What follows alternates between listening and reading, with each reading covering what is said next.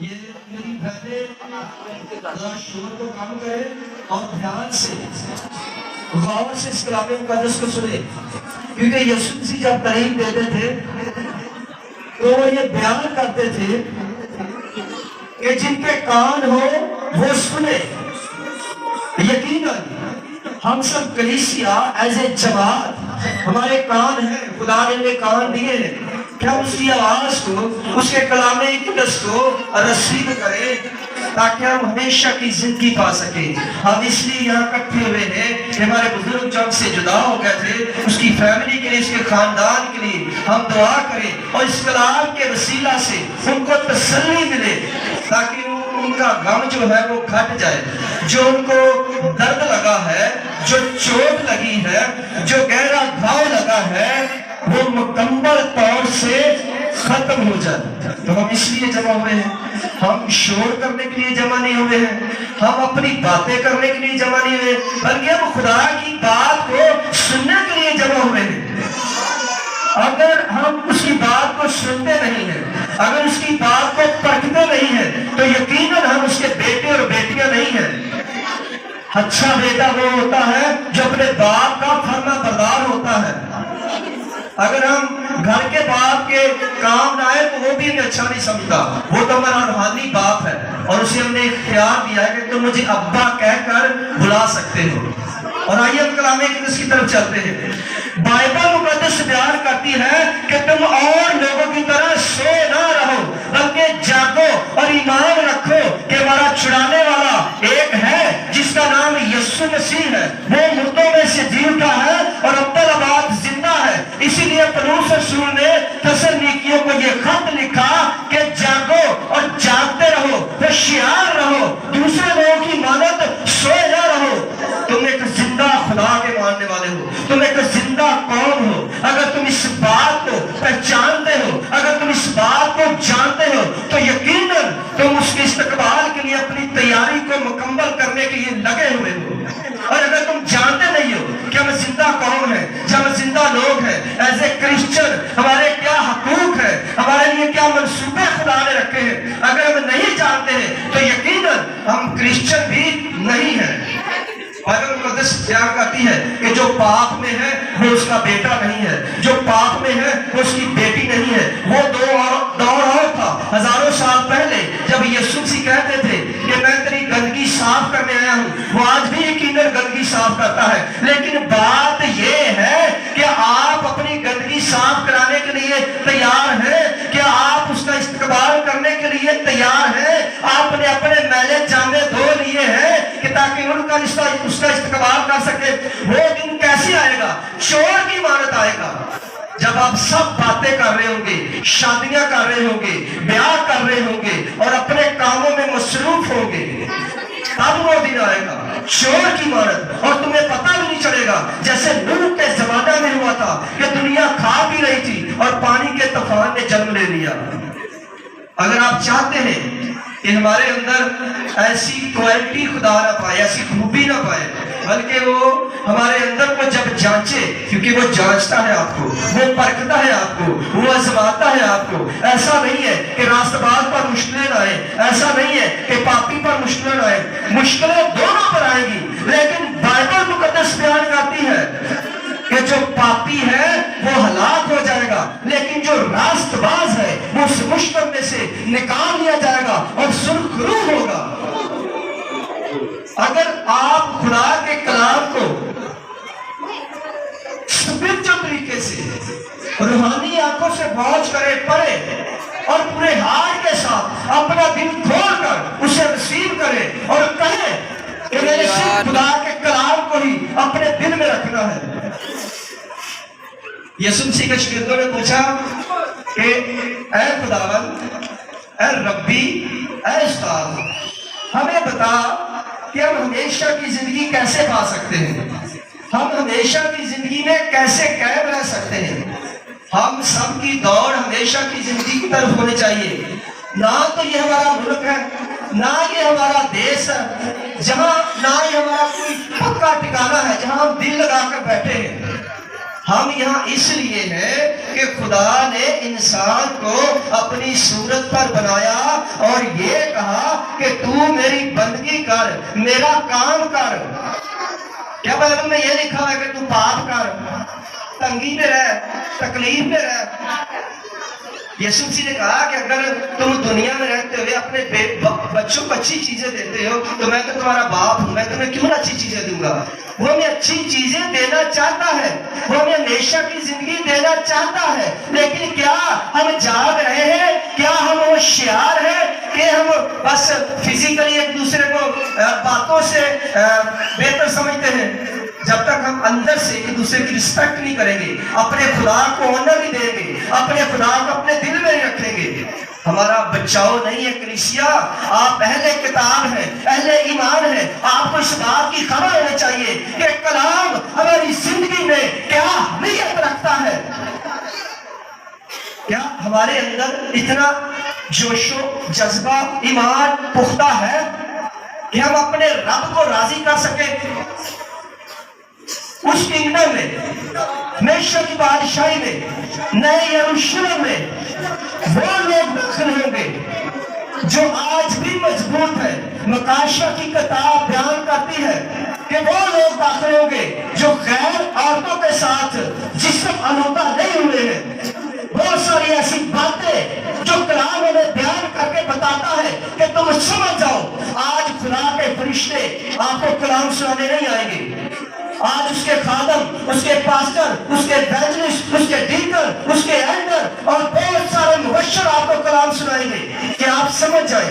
وہ وقت چلا گیا جب فرشتے کلام سناتے تھے، اب تبھی فرشتے آئیں گے جب عذاب لے کر آئیں گے، اور وہ 7 فرشتے ہوں گے۔ مکاشفہ کی کتاب بیان کرتی ہے۔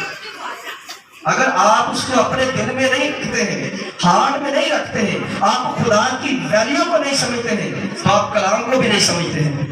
کلام ایک ایسی دو-دھاری تلوار ہے جو نیچے جاتا بھی چیرتا ہے، اوپر جاتا بھی چیرتا ہے، دائیں بھی چیرتا ہے اور بائیں بھی چیرتا ہے۔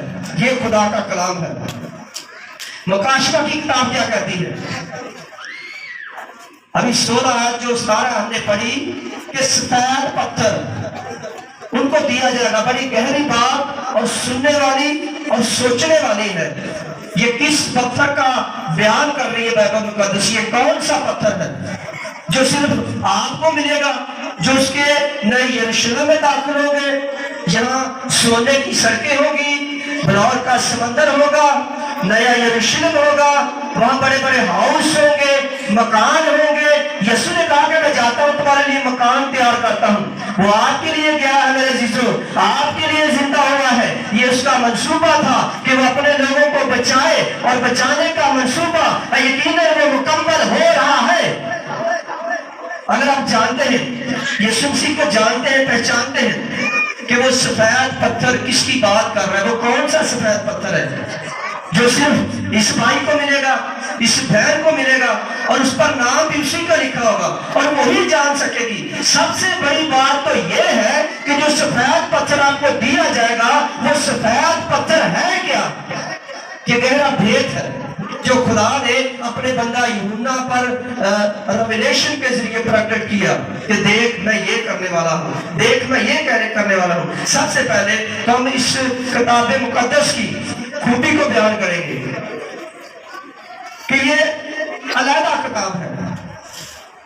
بائبل مقدس کو جب اسٹڈی کیا جاتا ہے تو 6 حصوں میں کیا جاتا ہے، 3 حصے اولڈ ٹیسٹامنٹ کے اور 3 حصے نیو ٹیسٹامنٹ کے۔ 4 اناجیل علیحدہ، اور پولس رسول کے 27 خط، اور مال کی کتاب علیحدہ، اور صرف ریویلیشن کی بک مکاشفہ کی کتاب کو علیحدہ کر کے اسٹڈی کیا جاتا ہے۔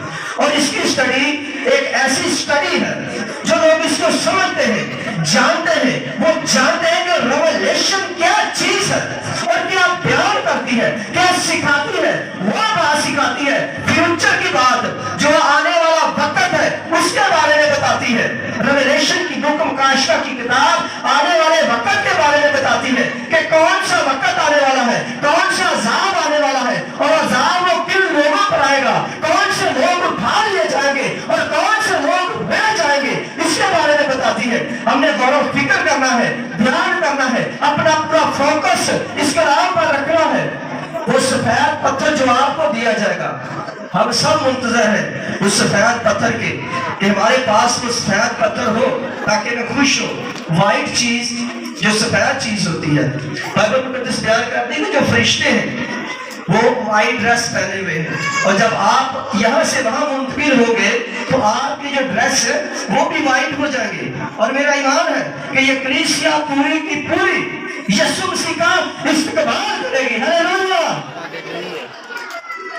اگر آپ پوری طرح کلام کو سمجھتے ہیں، جانتے ہیں، تو ہم اس سے دور نہیں ہیں، اور اگر ہم اسے جانتے نہیں ہیں، پہچانتے نہیں ہیں، تو وہ یہ بیان کرتا ہے کہ میں بھی خدا کے فرشتوں کے سامنے کہوں گا کہ میں بھی ان کو نہیں جانتا، میں بھی ان کو نہیں پہچانتا۔ ہم اس لیے جمع ہوتے ہیں کہ ہم ایک دوسرے کو تسلی دے سکے، ایک دوسرے کو دلاسا دے سکے، تاکہ ہمارے غم گھٹ جائے، کیونکہ یسوع مسیح نے یہ اپنی زبان مبارک سے صادر فرمایا ہے کہ ایک دوسرے کے لیے تم دعا کرو تاکہ تم آزمائش میں نہ پڑو۔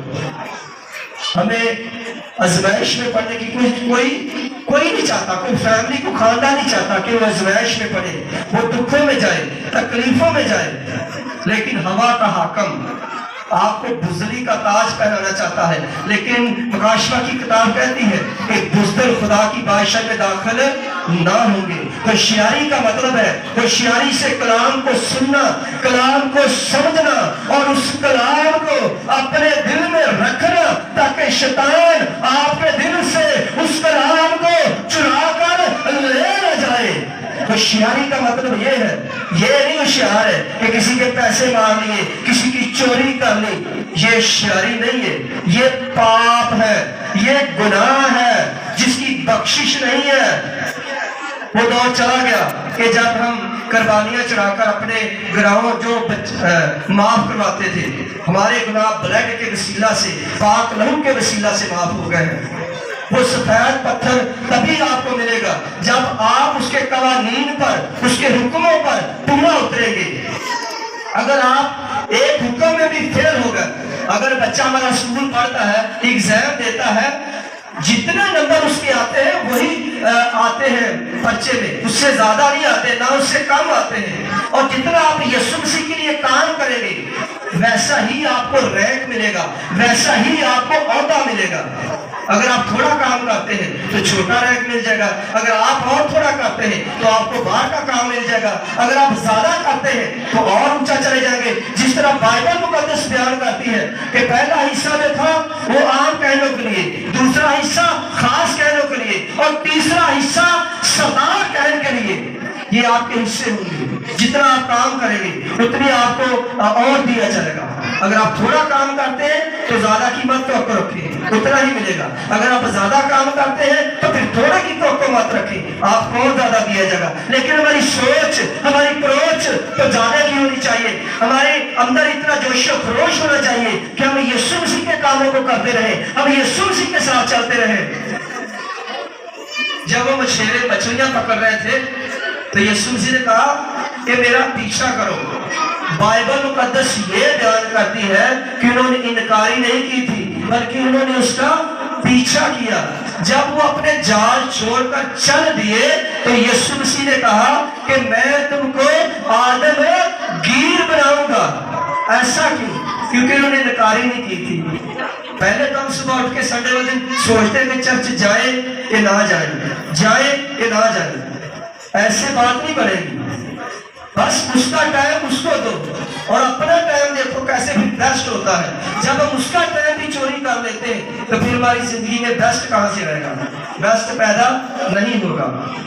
بائبل مقدس بیان کرتی ہے کہ جتنے لوگوں نے، جتنے انبیاء نے، جتنے نبیوں نے، جتنے لوگ اولڈ ٹیسٹامنٹ، نیو ٹیسٹامنٹ بیان کرتا ہے کہ انہوں نے یسوع مسیح کے بارے میں بتایا، یسوع مسیح کی مرادی کی کہ وہ آنے والا ہے جو تمہارے گناہ اٹھا کر لے جائے گا۔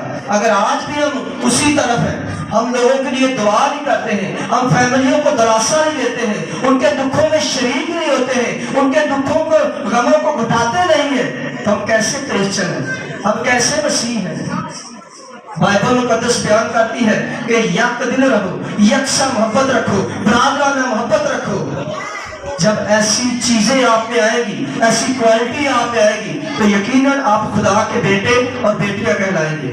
اور میرا ایمان ہے کہ جتنے کرسچن آج اس کلام کو سن رہے ہیں، جتنی بیٹیاں سن رہی ہیں، جتنے بھائی سن رہے ہیں، جتنے نوجوان سن رہے ہیں، یقیناً اس کلام کے وسیلہ سے وہ تبدیل ہو گئے اور یسوع کے نام سے تبدیل ہو گئے۔ ہاللیلویہ۔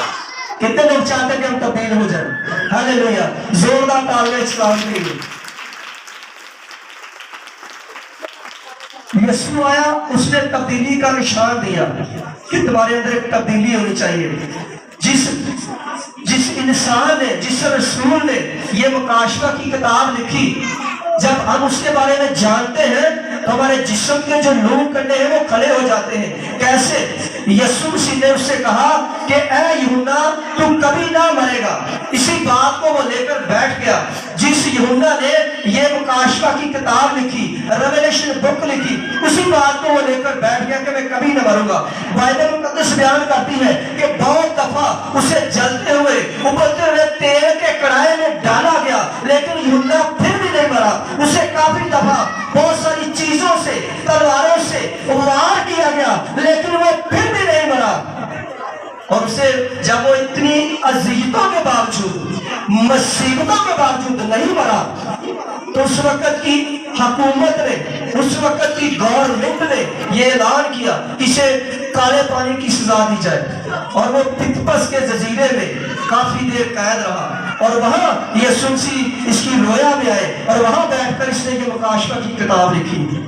ہمیں اس کے بارے میں جاننا چاہیے کہ جو خدا کے لوگ ہوتے ہیں، جب ان پر ورلڈ ریلیز ہو جاتا ہے، جب ان کے اندر وہ ورلڈ چلا جاتا ہے، تو وہی ہوتا ہے جو ورلڈ ہوتا ہے، اور کچھ نہیں ہوتا ہے، اور سب ملیا میٹ ہے۔ ہر چیز فانی ہے، فنا ہو جائے گی، قائم اور دائم وہی رہے گا جو اس کا بیٹا اور بیٹی ہے۔ خدا اس کلام کے وسیلہ سے آپ سب کو برکت دے، آپ سب کے ساتھ ہے۔